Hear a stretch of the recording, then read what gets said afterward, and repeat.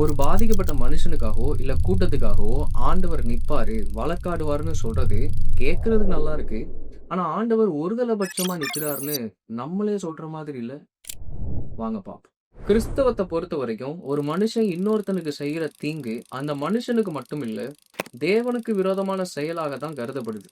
அதாவது தாவீது பத்சேபாளோடு தவறு பண்ணி உரியாவை கொன்னப்போ அது உரியாவுக்கு விரோதமான பாவமாக சொல்லப்படாம, தாவீது ஆண்டவரே நான் உமக்கு விரோதமாய் பாவம் செய்தேன்னு சொல்றார். ஆண்டவருடைய நம்பிக்கையை உடைச்சிட்டாரோ? ம், அவ்வளவு சிம்பிள்லாம் கிடையாது.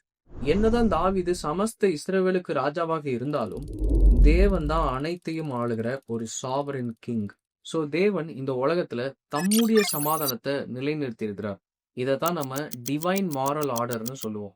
மனுஷனுடைய ஒவ்வொரு தவறுகளும் இந்த மாரல் ஆர்டரை டிஸ்டர்ப் பண்ணும், சமாதானத்தை குலைக்கும். அதனால இந்த இடத்துல உரியா கிடையாது, ஆண்டவரே பாதிக்கப்பட்டிருக்காருன்னு நம்ம சொல்லலாம்.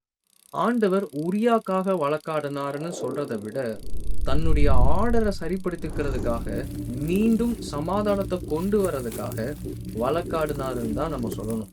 ஒரு குட்டி எக்ஸாம்பிள் சொல்றேனே. ஆண்டவர் இஸ்ரவேலர்கள் எகிப்துல சிறைப்பட்டு இருந்தப்போ ஜனங்களுடைய பெருமூச்சை கேட்டு அவங்களுக்காக மனம் இறங்கினார்.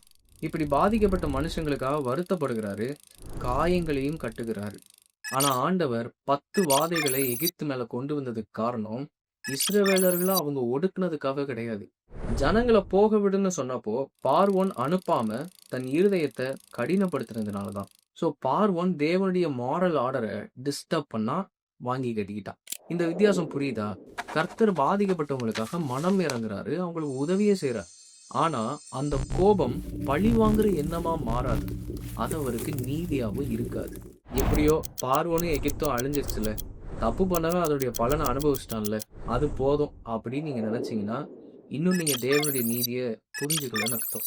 தேவனுடைய மாரல் ஆர்டர் எகிப்தையோ கானானியர்கள் அம்மோன் மோவாப் இவங்களெல்லாம் அழிக்கிறது இல்லை, இஸ்ரவேல் என்னும் ஆபிரகாமின் சந்ததியை காப்பாத்தி அவங்களுக்கு வாக்கு பண்ண தேசத்தை உருவாக்கி கொடுக்கிறது தான். ஆனா இதுக்கெல்லாம் இவங்க தடையா இருந்ததுனால இதுல பாதிக்கப்பட்டாங்க. ஏன் இஸ்ரவேல் ஜனங்களே இந்த தேசத்தை சுதந்திரிக்க முடியாதுன்னு புலம்புனப்போ ஆண்டவர் மாரல் ஆர்டரை டிஸ்டர்ப் பண்ணாம அவங்களுடைய பிள்ளைகள் தான் இந்த தேசத்தை சுதந்திரிக்கும்னு சொல்லிட்டார்.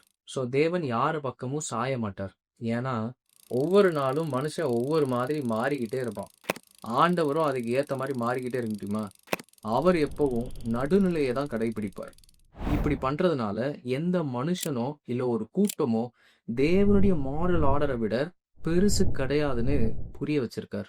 ஒருவேளை ஆண்டவர் எனக்காக வழக்காடுவாருன்னு நீங்க எதிர்பார்த்துட்டு இருந்தீங்கன்னா உங்களுக்கு ஒன்னே ஒன்று மட்டும் தான் சொல்றேன்.